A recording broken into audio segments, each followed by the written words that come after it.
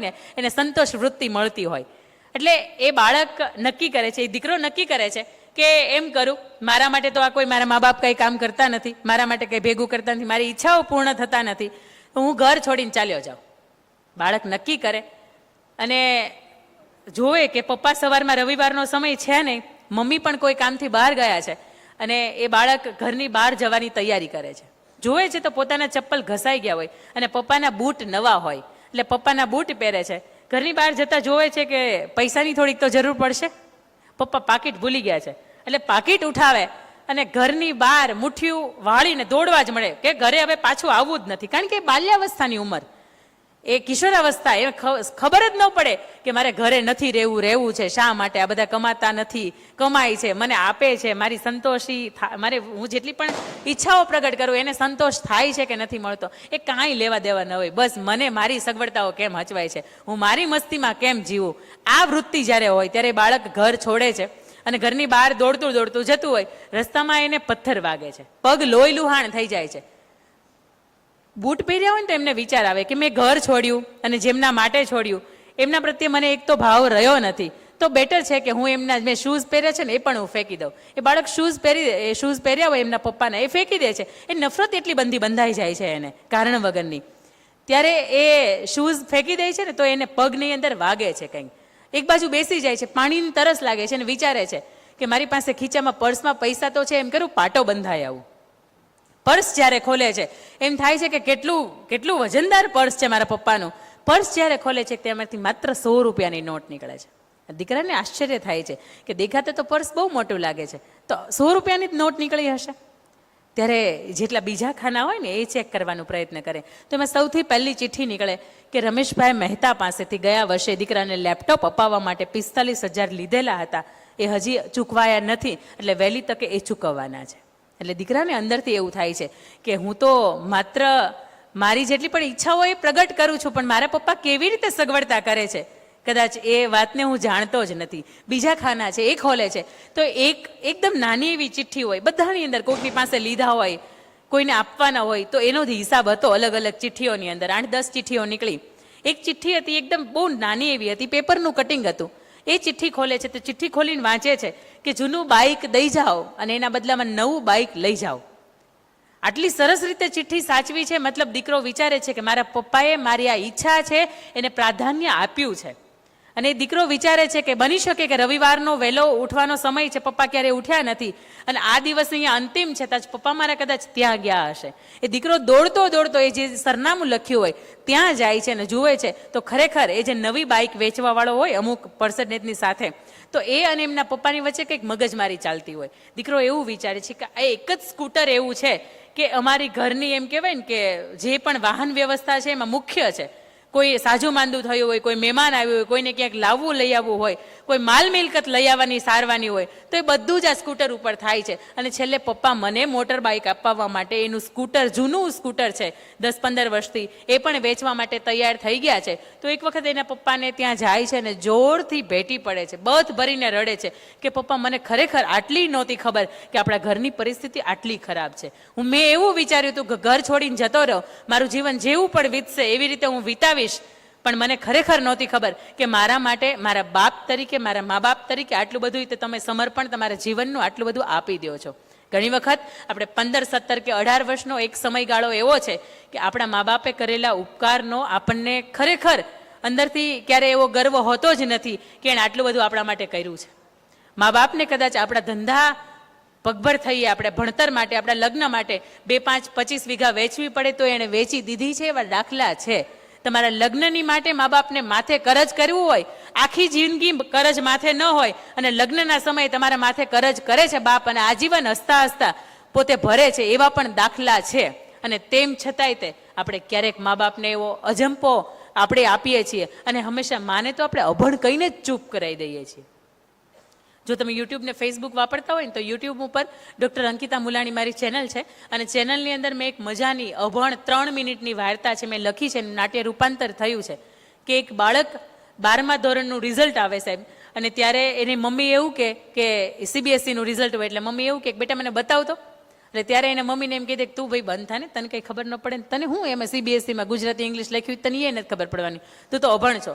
એ જે કટાક્ષ કહે છે ત્યારે પતિ પત્ની વચ્ચે અને બાળક વચ્ચેનો જે સંવાદ થાય છે અને 3 મિનિટની અંદર એ બાળકનું જે હૃદય પરિવર્તન થાય છે, એમના મા પ્રત્યેનો જે ભાવ હોય એ જે પરિવર્તિત થાય એ તમે જોવો ને ત્યારે તમને ખરેખર અંદરથી એક યુવા ધન તરીકે આપણને એવું થાય કે આપણે હંમેશા આપણે માને અભણ કહી છે ને, એ અભણ હતી ને એટલે જ સારું હતું. બાકી એને સૂટ બૂટ પહેરીને ખંભે પર્સ નાખીને હાઈ હીલની સેન્ડલ પહેરીને એને ઘરની બહાર જતા આવડતું હતું, અને તેમ છતાંય તે અભણ રહીને એટલે આપણને સમય આપી શકે ને આપણા જીવનની અંદર એને સમયનું રોકાણ કર્યું ને એટલા માટે આજે આપણે કંઈ પણ જે કંઈ પણ સમાજની અંદર નામાંકિત લોકોની વચ્ચે આપણે સ્થાન પામ્યા છીએ એનું કારણ હતું કે મારી મા અભણ હતી.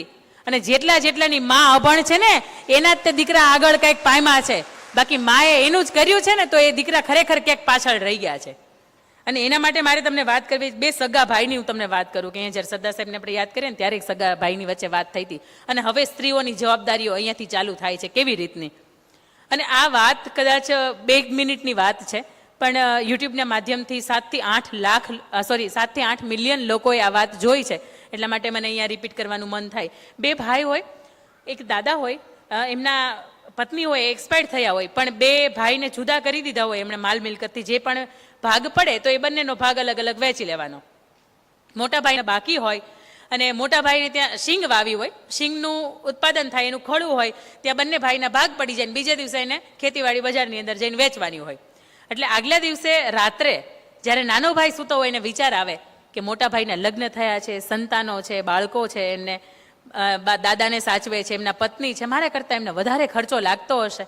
હું એમ કરું મારામાંથી 5, 10, 15 ગુણી લાવ અને ત્યાં એનામાં મોટા ભાઈનો જે ભાગ છે ને એમાં નાખી આવું.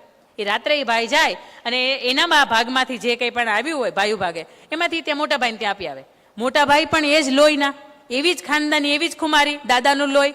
એને પણ વિચાર આવે કે નાનો ભાઈના લગ્ન બાકી છે, કાલ સવારમાં એને ખર્ચો લાગશે અને આજે 2 પૈસા એને બચાવ્યા હશે તો કામ લાગશે.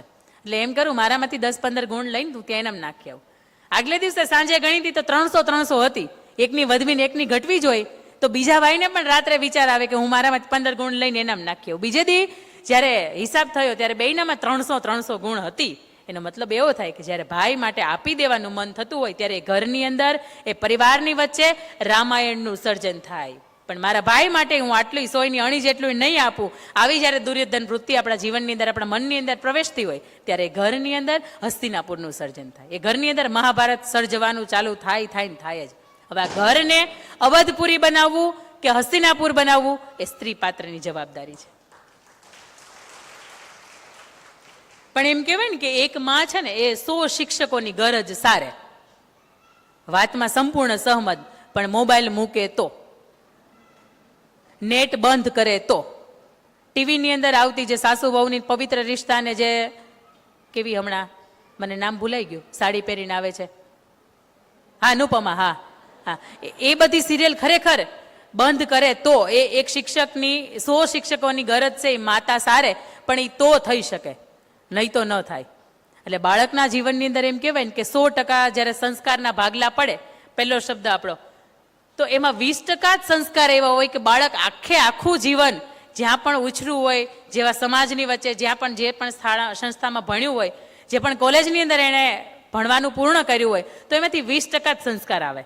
બાકીના 80%નો રેશિયો છે ને એ ઘરે મા બાપના ભાગે આવતો હોય. અને એમાંય 24 કલાક સતત એને જેના સંપર્કમાં જે પાત્ર રહેતું હોય એ પાત્ર એટલે માં, એમના ભાગે આવતું હોય. એટલે બાળકના ઘડતરની અંદર સૌથી શ્રેષ્ઠ યોગદાન હોય તો એ બાળકના જીવનની અંદર એ માનું યોગદાન છે.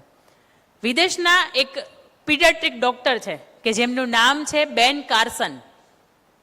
બેન કાર્સન બહુ નાના હતા, એમના માતા ડિવોર્સી, વિદેશની અંદર રહે, 2 પાળીની અંદર જોબ કરે અને સિંગલ પેરેન્ટ્સ તરીકે એમનો ઉછેર થાય. હવે આ બેન કાર્સન છે એ જ્યારે ખૂબ નાના હતા ત્યારે એમની સંગત બદલી, અવળી સંગત થઈ, એ ખીચાની અંદર ચાકુ રાખવા મળ્યા, લોકોની સાથે ગાળોગાળી કરવા મળ્યા. એમના માતાને જ્યારે કોઈ ઠપકો આપ્યો ત્યારે એક સામાન્ય માતા એને ઠપકો આપે, એને મારે, એને એના ઉપર રિસ્ટ્રિક્શન લાવી દે, એની ઉપર સતત વોચ રાખે. અને એમ કહેવાય ને કે આદર્શ માતા, તો આદર્શ માતા એને કહી શકાય કે બાળકની અંદર જે પણ સડો, આપણે કેરી હોય ને એની અંદર જેટલો પણ સડો હોય ને એને આપણે રહેવા દઈએ, સારું ભાગ હોય ને એટલો જ આપણે લઈએ, સડાને આપણે વતાવીએ નહીં.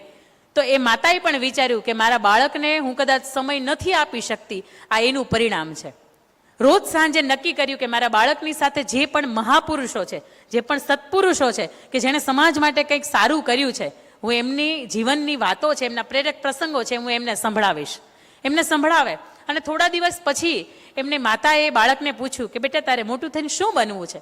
તો કે મારે ડૉક્ટર અંકલ બનવું છે ને આપણા પરિવારના જે આપણે સોસાયટીના નાકા ઉપર મોટો સરસ મજાનું એનું વીઘા એકનો ફળિયોવાળો બંગલો છે ને, મારે એવા ડૉક્ટર બનવું છે.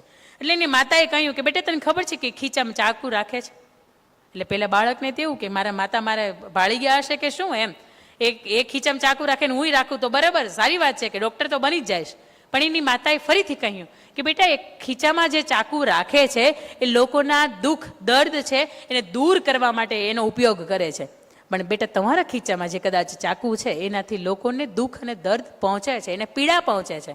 હું એટલું ઈચ્છીશ કે જો ખરેખર તમારે ડૉક્ટર બનવું હોય તો એ ચાકુ તમે રાખો, મારી ના નથી, પણ એ ચાકુનો તમે કેવી રીતે ઉપયોગ કરી શકો એ તમારે વિચારવાનું છે. હવે તમારે એ સમજણની સાથે જીવવાનું છે. એ બાળક મોટું થાય છે અને પીડિયાટ્રિક ડૉક્ટર બને છે. આજે પણ મને પરફેક્ટ યાદ નથી કઈ યુનિવર્સિટી, એની અંદર એ લેક્ચરર તરીકે પણ કામ આપે છે.